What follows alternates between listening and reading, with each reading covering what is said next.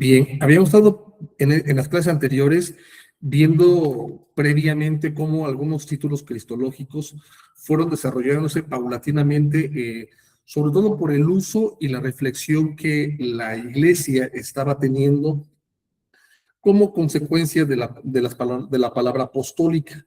Recordemos que el tema de la cristología es un aspecto importantísimo porque pues no solamente tenía que ver directamente con reflexionar el núcleo de la fe, sino también sobre reflexionar sobre cómo se podía entender, en este caso, pues ese depósito de la fe que empezó con con una oralidad y que al mismo tiempo paulatinamente se fue desarrollando en una teología que poco a poco se fue estructurando por medio de las comunidades. Previamente habíamos estado también visualizando cómo había dos grandes comunidades, digo, a grandes rasgos, la comunidad de Jerusalén y la comunidad gentil. La comunidad gentil mayoritariamente representada por Pablo. Pablo desarrolló una teología o una cristología que estaba enfocada directamente al Cristo Pantocrator, es decir, al Cristo glorificado, un Cristo que está por encima de todas las cosas. Y por supuesto, más adelante, ya años después de la muerte de Pablo, si recurrimos a la tradición, Pablo muere en el año 68, más o menos, en la persecución que Nerón empezó. Y entonces si tenemos en cuenta esa característica, 30 años después, casi 30 años después, el apóstol Juan, pues ya en esa diáspora, le escribe a comunidades judías de habla griega, escribe su evangelio, escribe sus cartas y por supuesto el Apocalipsis. No fueron sucesivamente, pero están más o menos cerca. Apocalipsis, por ejemplo, sabemos que fue escrito en el año de 90 al 95, 93 más o menos. Y lo importante es que ya cuando Juan escribe el Evangelio de Juan, pues ya había pasado realmente más de 50 años desde que Jesús había ascendido a los cielos y la tradición, pues ya se había pasado al lado, por así decirlo, se había puesto por escrito de varias formas. Ya estaba en circulación el Evangelio de Mateo, ya estaba en circulación el Evangelio de Marcos, Lucas ya había puesto en circulación su Evangelio, algunas comunidades de habla griega, judíos y gentiles de habla griega. Entonces Juan estructura una teología y una cristología que no necesariamente estuviera ligada a lo que otros autores ya habían desarrollado, y es por esa razón que su evangelio es un evangelio que se estructura en base a una lectura diferente del Antiguo Testamento, puntualmente la Septuaginta. Y es que en el caso de la Septuaginta, ya habíamos estado también visualizando que no es una traducción que tuviera como propósito pues una forma directa de poder, tenía como un propósito directamente, ¿cómo llamémoslo así? Directamente hacia el culto. Y es que la Septuaginta, pero sí fue vista por muchas comunidades como una nueva revelación de Dios. Si podemos ver alguna de los textos apócrifos del Antiguo Testamento, una de las cartas que se llamaría, ¿cómo se llama, no? La carta de Aristeas a Filócrates. Ahí se nos da el trasfondo, cómo se fue generando la Septuaginta, cómo Ptolomeo manda a pedir a traductores a Jerusalén, y Jerusalén le manda a algunos traductores, pero les pide también que puedan liberar algunos, ¿cómo se llama? Algunos presos judíos para que se pudiera gestar esta traducción.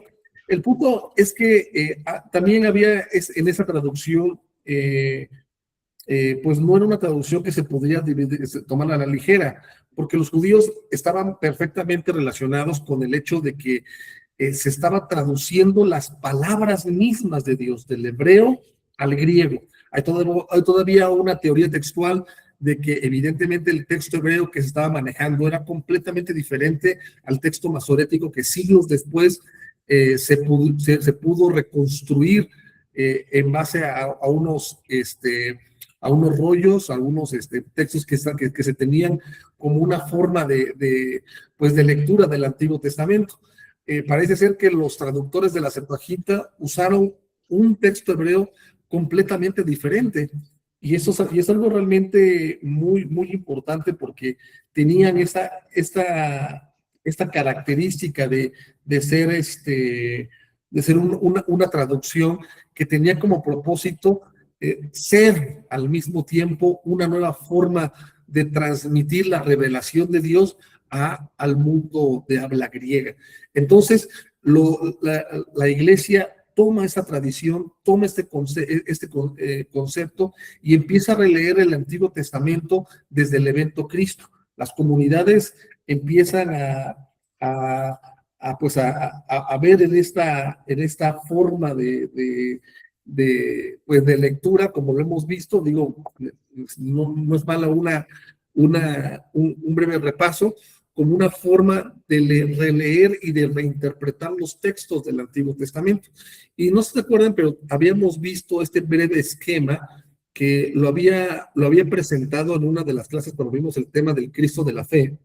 ¿Se acuerdan que esta primera generación, cuando pasó del Jesús anécdota, un Jesús que estaba básicamente siendo transmitido mediante la oralidad, había muchas anécdotas de Jesús, y eso lo sabemos porque pues había como esa primera generación que pues convivió con Jesús, escuchó de primera mano los mensajes de Jesús, y hay una transición ante una generación que ya no conoce directamente las palabras de Jesús, sino que solamente conoce a los depositarios, como se podría decir así, de la revelación, que sería la palabra apostólica. Entonces, esto es realmente importante porque esa generación que empezó a necesitar esta revelación o esta forma de transmisión mediante los apóstoles, pues empezó a reflexionar directamente sobre quién es Jesús. Ahora, la pregunta central que podemos hacer, y de hecho es una crítica que se hace directamente al cristianismo, ¿Jesús tenía la conciencia de ser Dios?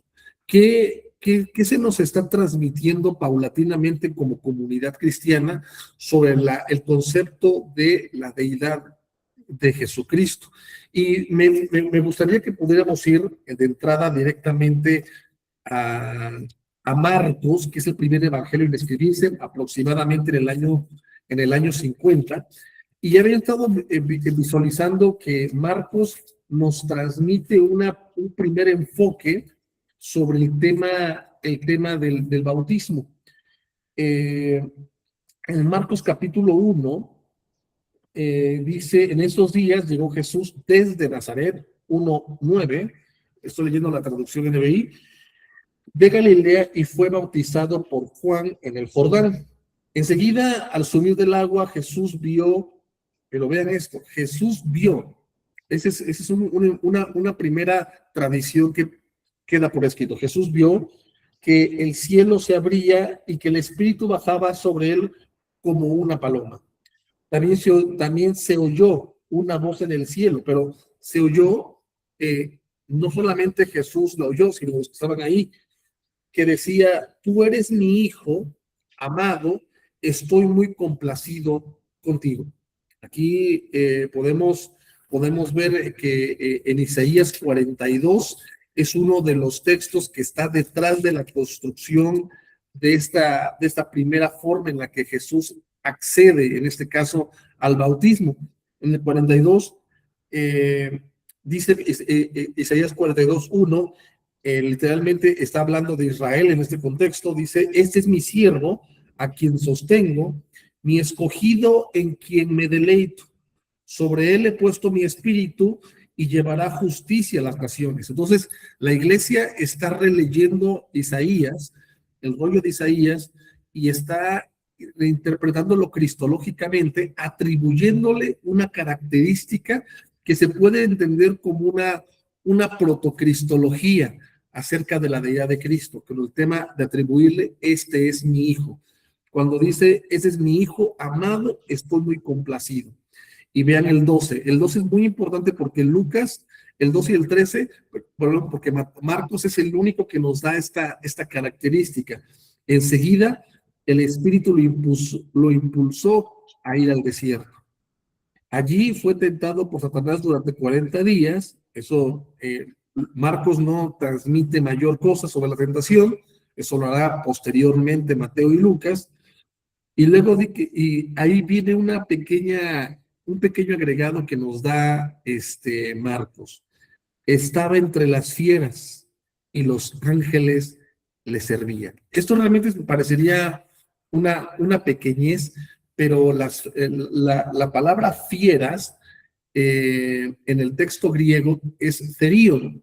Literalmente se puede traducir exactamente las bestias, es decir, el Señor entre la creación. Y eso es algo realmente muy importante porque nos hace un pequeño recordatorio de que el evangelio que Marcos nos está transmitiendo es un evangelio que inicia primero como principio del evangelio de Jesucristo, pero el evangelio nos está haciendo un pequeño guiño directamente al Génesis 1. El Señor está entre la creación. En el versículo 13, se los comparto para que lo podamos ver. Está la palabra therion. Comparto pantalla. No sé si se me va la onda, pero aquí está. Bien.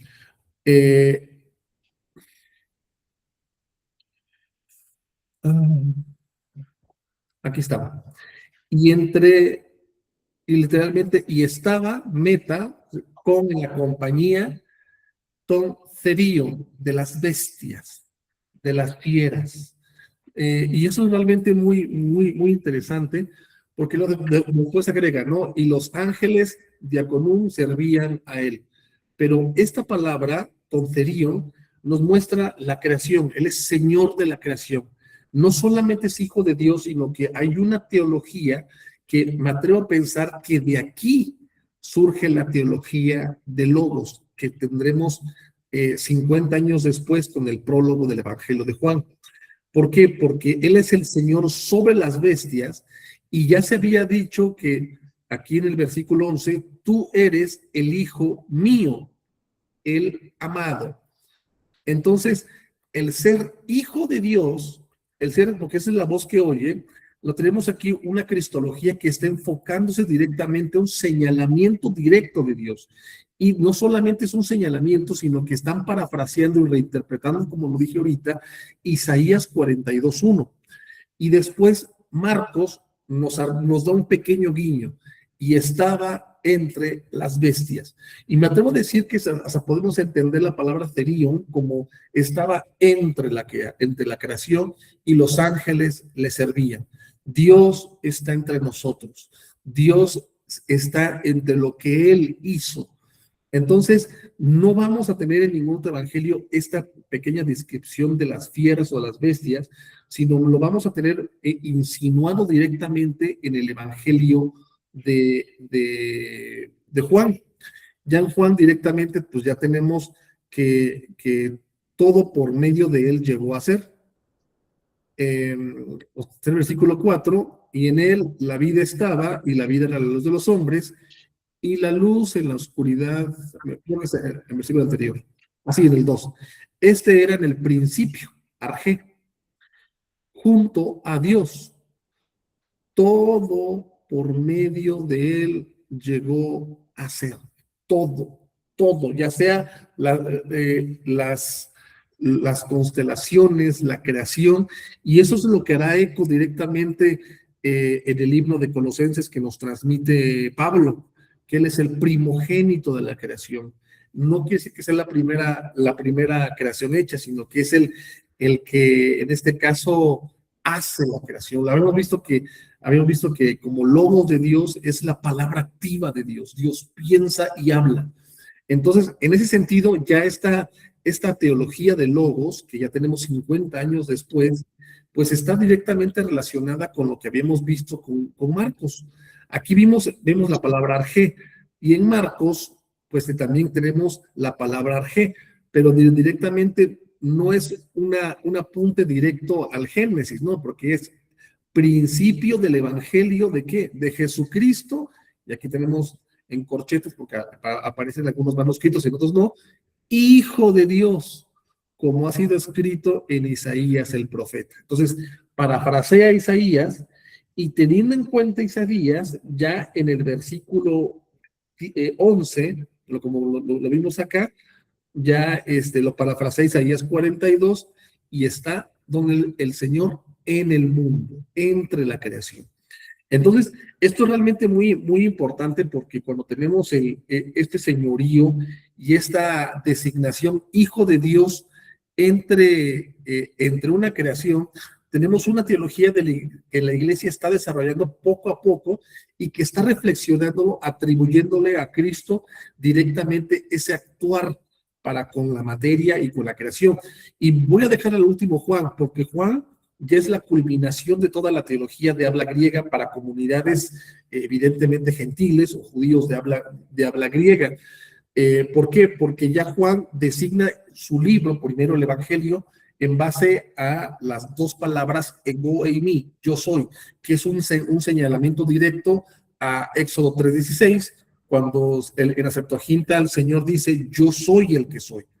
Entonces, pero dejemos a Juan hasta el último. Mientras tanto, vemos aquí en Marcos una primer cristología que se está desarrollando como el Señor en la creación.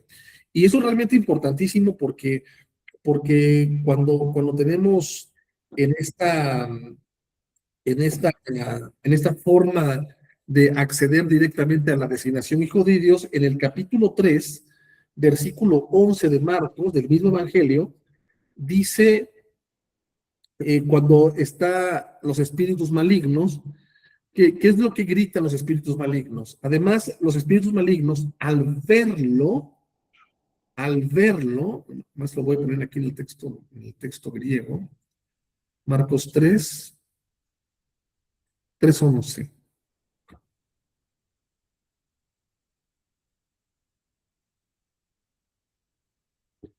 Eh, mientras lo encuentro, bueno, leo la NBI, al verlo, se postraban delante de él, ¿y qué es lo que decían? Tú eres el Hijo de Dios. Esta designación es muy importante porque no solamente también está señalando una categoría cristológica ante el antirreino, ante el reino demoníaco. El Hijo de Dios estaba ahí, el Señor de la creación estaba ahí ante ellos. Ellos no son lo antagónico, es decir, el Señor estaba directamente presente en esta designación. Y posteriormente, recordemos que Marcos y por supuesto Mateo van a, ahorita vamos a ir con Mateo brevemente en algunas características, no podemos abordar cada una de las designaciones hijos de Dios porque sería muy extenso, pero en la pasión, Marcos también nos da una confesión del centurión romano. En el capítulo 15, versículo 39, cuando después de que muere, el centurión que estaba frente a la cruz, al oír el grito y ver cómo murió, dijo, verdaderamente este hombre era hijo de Dios. Pero la designación que hacen directamente con el centurión es porque ve los portentos que directamente estaban pasando por esta muerte.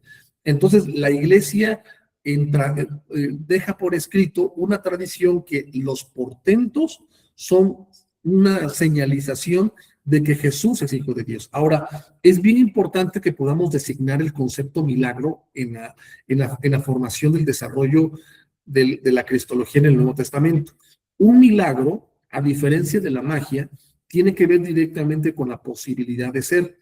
Y esto es algo muy, muy importante porque ya Aristóteles nos habla, en el caso, por ejemplo, en el libro de física, el libro 1 ya critica a los presocráticos, cómo se genera la materia, pero ya en el capítulo 2 y en el capítulo 3, que ya pues pone la posibilidad de lo indefinido, o en algunas traducciones lo ponen como infinito, habla de la potencialidad que llega a ser como una finalidad. Es decir, eh, él dice que, por ejemplo, una cama está hecha de madera. Entonces, no está hecha de ninguna otra cosa, ¿no? Entonces, la madera tiene una finalidad específica, volverse cama. Y en este caso, el milagro, por ejemplo, un ciego, cuál es el portento o cómo se puede catalogar el milagro? Que un ciego recobre la vista, pero no sale dentro de esa, no sale dentro de esa potencialidad del ser. Es decir, el ciego, al ciego no lo vuelve un automóvil, no lo vuelve un extraterrestre, no lo vuelve, pues nada, nada. O sea, sigue siendo humano, solo pasa del no ver al ver. Como consecuencia, el ciego es un vidente o puede llegar a ver en potencia. Y no sé si me estoy tratando de entender. Por ejemplo, un milagro es, supongamos que un lápiz de madera, aquí tengo uno, supongamos que yo lo lograra sembrar y esto pudiera germinar. ¿Esto en qué va a germinar? No se va a transformar en un automóvil, en un celular, en nada, sino en el árbol de donde sacaron esta madera, evidentemente. Entonces, si pudiera llegar a ser, si pudiera efectuarse una germinación del lápiz, ¿qué va a llegar a ser? Su potencialidad, en este caso, un árbol. El árbol de donde sacaron la madera. Entonces, siempre el milagro va a caer dentro de la potencialidad del ser. Es decir, un ciego recobra la vista, un cojo camina, una mujer con flujo de sangre se le quita el flujo de sangre. No hay nada que salga dentro de esa potencialidad del ser. En cambio, la magia sale de la potencialidad del ser. Sería magia o hechicería, por ejemplo, o alquimia, o no sé cómo decirlo, que yo a este lápiz lo volviera un ratón, o a este lápiz lo volviera una paloma. Entonces, eso no entra, no es lógico porque no entra dentro de su potencialidad de la existencia. Entonces, la iglesia entendió el milagro como la actuación de Dios en la vida cotidiana dentro de esa potencialidad de ser. Y eso es realmente muy importante porque cuando tenemos ya en el Evangelio de Mateo, la famosa confesión de Mateo, cuando le preguntan a la gente, oye, ¿quién dice la gente que soy? Entonces, en Mateo 16, 13 al 19, está en Cesarea de Filipo y le pregunta quién dice la gente que es el Hijo del Hombre. Aquí tenemos, ya en su momento vimos el tema del Hijo del Hombre, que se ocupan distintamente, y tenemos la respuesta. Unos dicen que Juan el Bautista, otros que Elías, otros que Jeremías. ¿Y ustedes quién dicen que soy yo? Y aquí viene la respuesta de Pedro. Tú eres el Cristo, el Mesías, el Hijo del Dios viviente, afirmó Pedro. Y aquí tenemos una cristología que ya se va madurando directamente. La mesianidad se relaciona directamente con el ser hijo de Dios. ¿Y de dónde surge eso? De la lectura de Isaías 42, una lectura cristológica que paulatinamente se fue madurando y se entendió la paternidad de Dios para con Israel como la paternidad de Dios para con el Mesías. Y esto es realmente muy significativo porque cuando tenemos esta lectura que hace la iglesia ya en el Evangelio de Mateo, y Mateo pues lo tenemos más o menos que entre el año 60, 65 aproximadamente. Algunos lo fechan ya tardío como el 70, pero no, es como del 65, 60. Ya tenemos una iglesia que ya vinculó la mesianidad con el ser hijo de Dios. Entonces, ¿qué es lo que tenemos aquí? Y dice el 17, dichoso tú, Simón, hijo de Jonás, le dijo Jesús, porque no te lo reveló ningún mortal, sino mi Padre que está en el cielo. Yo te digo que tú eres Pedro, y sobre esta piedra edificaré mi iglesia, y las puertas del reino de la muerte o del Hades no prevalecerán contra ella. Te daré las llaves del reino de los cielos, todo lo que ates en la tierra quedará atado en el cielo, y todo lo que desates en la tierra quedará desatado en el cielo. Y ahora, bueno, sin entrar mucho en esta controversia, los católicos aquí leen la fundación del papado, aunque ya se ha desmentido esto de que no se fundamenta aquí el papado. Incluso el Papa Francisco dijo que esto no fundamenta el papado, pero en el capítulo 18, versículo 18, este, ya no solamente se lo dice a Pedro, sino se lo dice a todos, a toda la comunidad. Les aseguro que todo lo que ustedes aten en la tierra quedará atado en el cielo, y todo lo que desaten en la tierra quedará desatado en el cielo. Y es que en el contexto viene hablando de que el hermano que peque contra ti, dice, hazle ver su falta, si te hace caso, has ganado a tu hermano, si no, lleva contigo a uno para que todo asunto se resuelva mediante el testimonio de 2 o 3 testigos. Si se niega a hacerles caso, ellos dicen a la iglesia, y si incluso la iglesia no hace caso, tratarlo como si fuera un incrédulo o renegado. Y aquí lo vamos a ver más adelante, tendría que ver con una forma de exclusión de la comunidad. Y eso es atar, en este caso, todo lo que conlleva estar espiritualmente dentro del cuerpo de Cristo. Pero si se dan cuenta, ya en el capítulo 18 tenemos una nota editorial escrita en el Evangelio, donde la comunidad en el año 60 le aplica, en este caso, el tema de atar y desatar, pero ya en el año 70, año 65, perdón, habíamos visto que ya había relacionado el tema de la mesianidad con el ser hijo de Dios. Entonces, eso es muy importante porque ya también cómo se relaciona el concepto hijo de Dios con el concepto milagro. El concepto milagro. Eh, por eso, en el 16, ¿cómo inicia? Los fariseos y saduceos se acercaban a Jesús para poner la prueba y le pidieron que les mostrara una señal del cielo. En cambio, previamente a esto, ya tenemos todas las señales que había hecho, ¿no? Antes, incluso, perdón, después del Sermón de la Montaña, en el capítulo 8 tenemos, de Mateo, tenemos cómo sana un leproso, sana a los enfermos, todos los ciegos que son curados. O sea, esos milagros potencian, en este caso, una interpretación donde la mesianidad se liga con el concepto hijo de Dios. Y esto es muy importante porque ya posteriormente, digo, a grandes rasgos, en el pensamiento paulino, como lo vimos en el tema de Filipenses, no lo vamos a abordar ahorita, pero ya lo abordamos en su momento, que Pablo dice que siendo la morfé de Dios, la forma de Dios, ¿qué hace? Se humilla a sí mismo. ¿Qué nos está diciendo ya cuando Pablo está poniendo este himno en Filipenses capítulo Dios? Que Dios no solamente toma forma humana, sino que caminó entre nosotros. Y por eso Él potencia todo lo que como seres humanos no podemos llegar a hacer. En este caso, un milagro.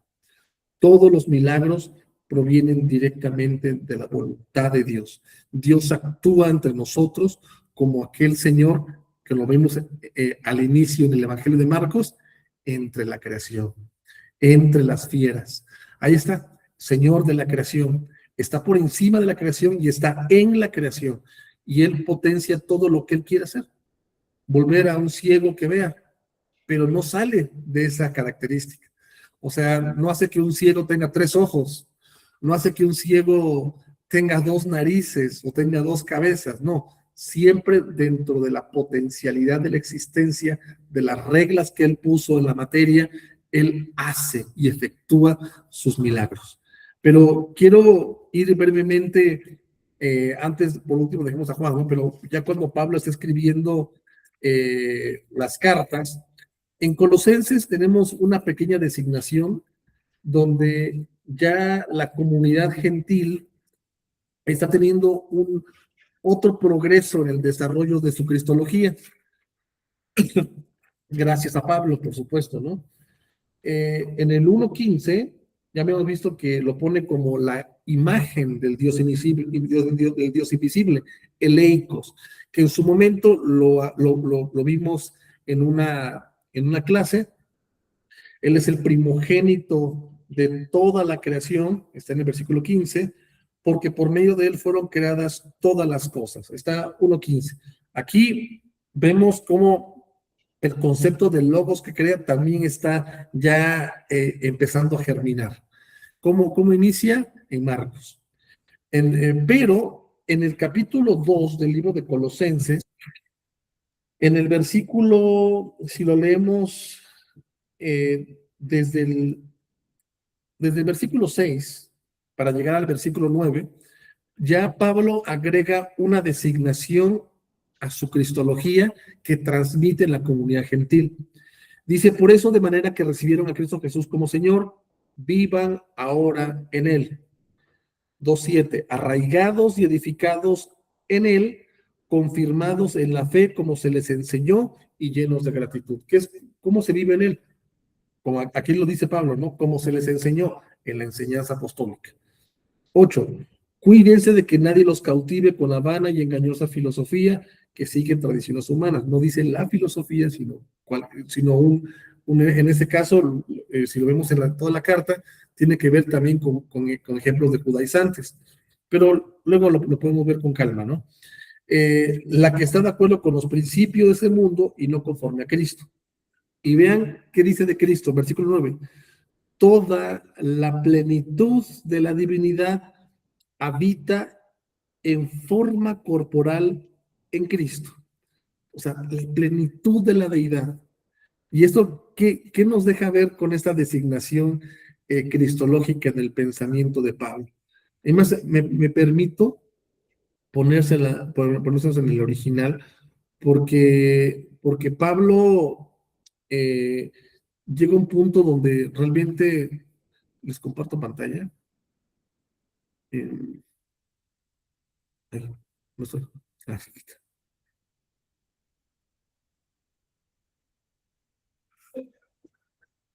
quiero que vean esto. Ay, versículo 9, porque en él habita, cacoique, toda pleroma, la plenitud de la deidad, de la divinidad en su cuerpo. Y es algo bien bonito, porque la plenitud es que Él es completamente Dios. Él es Dios. O sea, no es medio Dios, no es un semidios, o sea, Él es Dios. Y aquí no lo voy a subrayar. La plenitud de la divinidad en su cuerpo.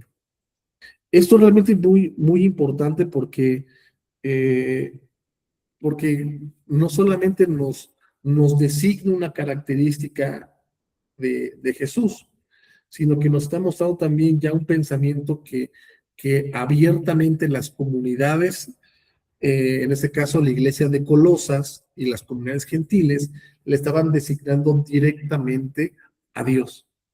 Y esto es muy significativo porque ahora si nos vamos, por ejemplo, a Tito, lo voy a poner acá, Tito capítulo 2, versículo 13.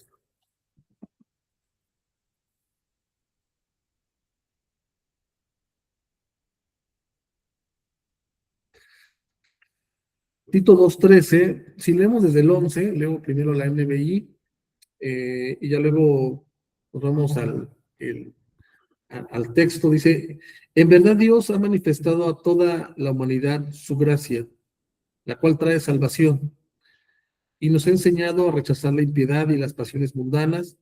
Así podremos vivir en este mundo con justicia, piedad y dominio propio. Mientras aguardamos, versículo 13, la bendita esperanza, es decir, la gloriosa venida de nuestro gran Dios, y aquí tenemos una designación puntual, gran Dios y Salvador Jesucristo. Y esto realmente es muy importante porque Pablo directamente, eh, literal, aquí está, lo voy a subrayar. Entonces, literalmente, aguardamos la dichosa esperanza y pues aquí en esta se puede decir la venida, la llegada de la gloriosa y grande de Dios y Salvador nuestro, Jesucristo.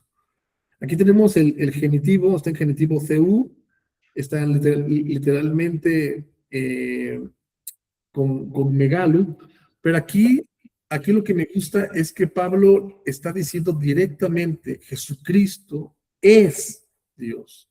Jesucristo es ese Dios. Y creo que es algo muy importante porque las comunidades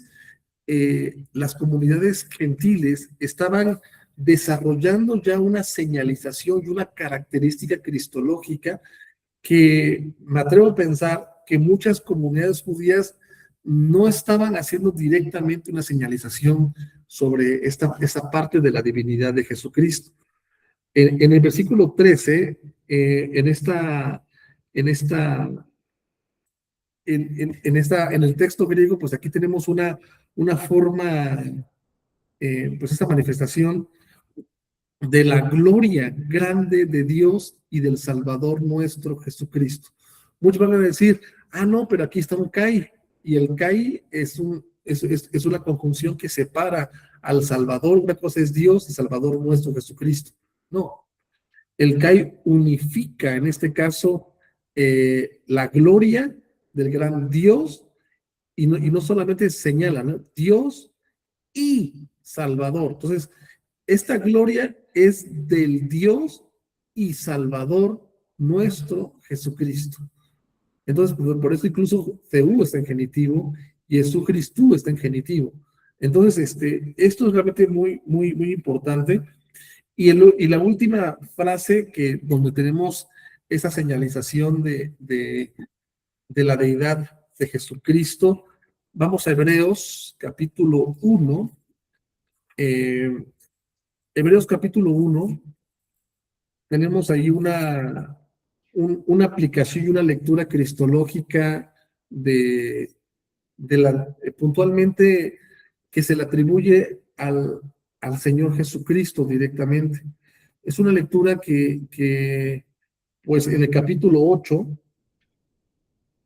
dice, en cuanto a los ángeles dice, bueno, leo desde el 7, en cuanto a los ángeles dice, él hace a los vientos sus ángeles o sus mensajeros, a las llamas de fuego sus servidores. Pero con respecto al Hijo, porque recordemos que en el capítulo 1, se los pongo aquí, ¿verdad? Bueno, pues lo voy a poner aquí.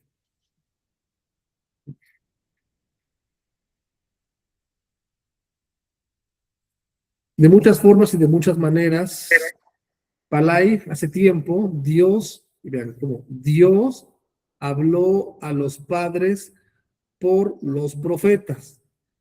En los últimos en los últimos días, o los tiempos escatológicos, que es Esjatu, habló a nosotros, ¿en quién? En el Hijo. En el Hijo. Entonces, si nos vamos hasta el 8, aquí literalmente, acerca del Hijo, dice, tu trono, Dios. Entonces, ¿quién es el Hijo? El Hijo es Dios. Dios. Aquí obviamente se le está atribuyendo el Salmo 45, versículos 6 y 7 de la Septuaginta, pero ya señala, el Hijo es Dios. Y eso es algo realmente muy importante porque creo que también es hasta ahorita sigo pensando, una de la designación o de las formas que podemos decir que por la retórica, evidentemente esta carta es escrita para judíos, pero quien señala directamente esa deidad del Hijo es Pablo.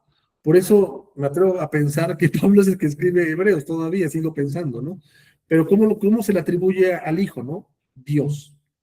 Y esta cristología que tenemos en la carta a los Hebreos, pues es una señalización de que Dios estuvo aquí, caminó entre nosotros, fue un judío más, un judío de Nazaret. Y si se dan cuenta, vean la distancia que hay en la carta a los Hebreos, que más o menos se puede fechar del año 68 al 64 al 68, pero vean la diferencia entre el Señor entre las fieras hasta esta aplicación de la lectura de la Septuaginta, cuando dice tu trono, oh Dios, hablando del Hijo, ¿no? Entonces ya tenemos un progreso y una reflexión comunitaria que se está desarrollando paulatinamente. Y por último, quiero que abordemos el Evangelio, ahora sí, de Juan. En el Evangelio de Juan, de entrada, ya tenemos, como lo vimos en la última clase, con la designación logos. Es el culmen de esa cristología que inició Marcos. En el principio era el logos. Entonces, esta designación ya nos muestra directamente que Jesucristo no solamente es la palabra de Dios, sino la palabra activa de Dios. Es una palabra que crea, que hace, que nos muestra que Dios piensa, que nos muestra que Dios reflexiona. Y esto es sumamente importante porque es un logos que carne llegó a ser y habitó entre nosotros. Entonces, ya tenemos en esta cristología de logos cómo el logos es Dios. Y no solo eso, en el versículo 29, en el versículo 29, ya Juan en el año 85, 90, cuando, ¿cómo lo presenta? El Cordero de Dios.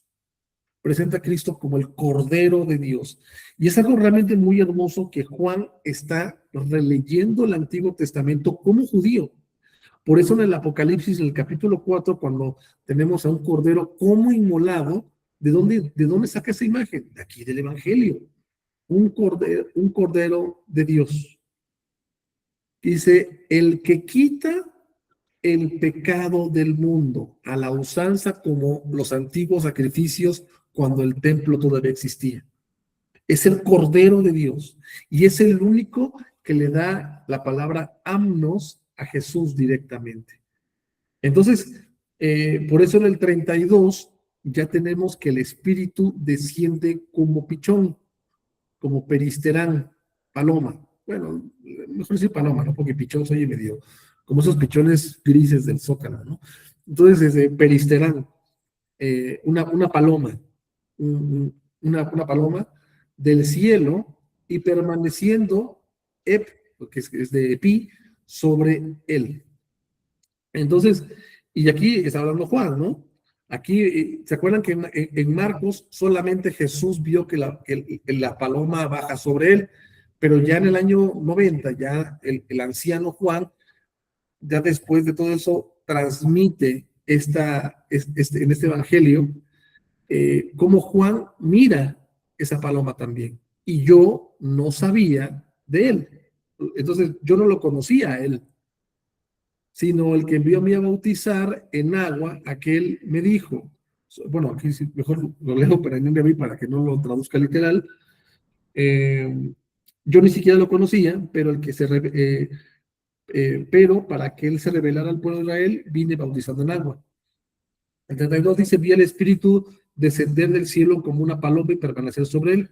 Yo mismo no lo conocía, pero el que me envió a bautizar con agua dijo, aquel sobre quien ves el Espíritu descender y permanecer es el que bautiza con Espíritu Santo. Yo lo he visto y por eso testifico que vean, la culminación en el 34, ¿quién es? Es el, aquí está, Cagó Georatka, y yo he visto y testifico que que el Hijo de Dios. Entonces, ya tenemos aquí en el Evangelio de Juan la culminación de toda la teología de la iglesia primitiva en el Nuevo Testamento.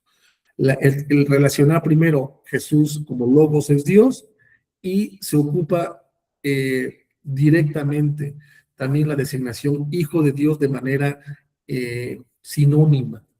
eh, Involucra su deidad. Para Pablo, como lo vimos, ¿no? Sí señala directamente a Jesús como Dios, pero ya Juan, como el último que escribe la última parte del Nuevo Testamento, ocupa indistintamente el Gios tu Theu como vimos al inicio, y el Logos, el principio del Logos, y el Logos estaba junto a Dios, y Dios era el Logos.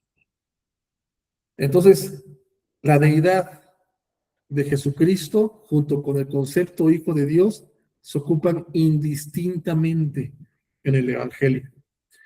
Y tenemos también en el capítulo 10 de este Evangelio, ya, bueno, además de que la estructura del Evangelio se va a dar a través de los yo soy y del concepto hora, que inicia en las bodas de Caná. Pero en el capítulo 10 del Evangelio de Juan, en el capítulo 10, versículo 33,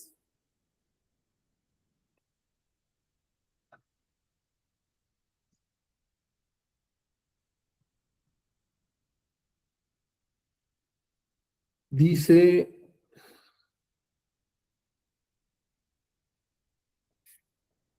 pues sí. Bueno, él pregunta acerca de qué mala hora me apedráis, apedreamos a ti, sino que acerca de la blasfemia, porque tú, hombre siendo, te haces a ti mismo, ¿qué te haces? Dios.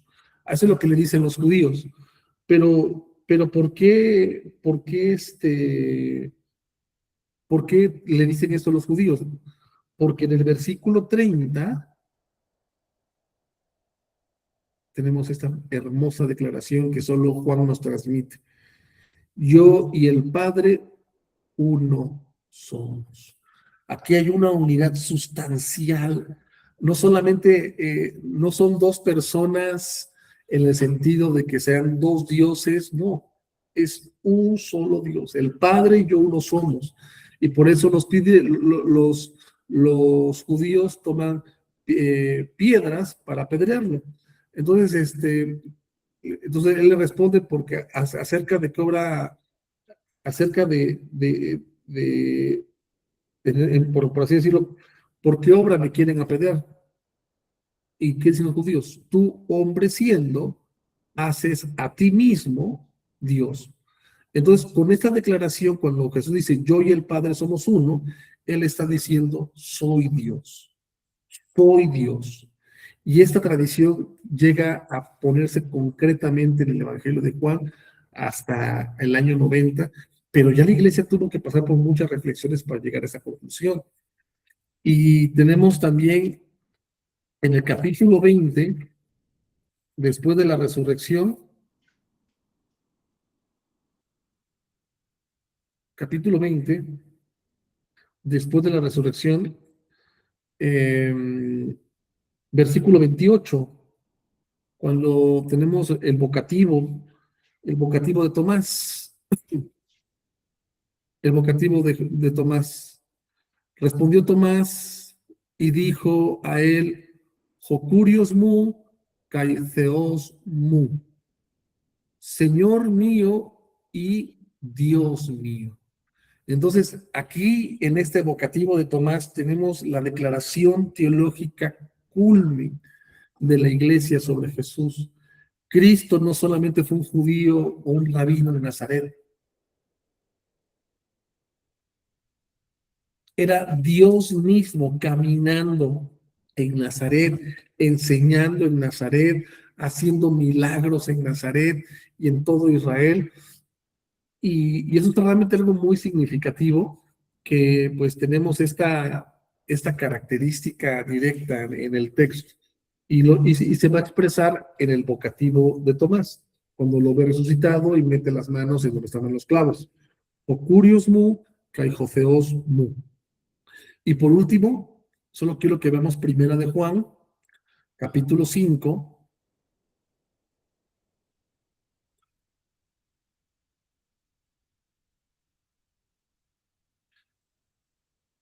versículo 20. Literalmente dice, sabemos, bueno, aquí, pero sabemos que el Hijo, y aquí tenemos, vean cómo se usa indistintamente el término Hijo de Dios.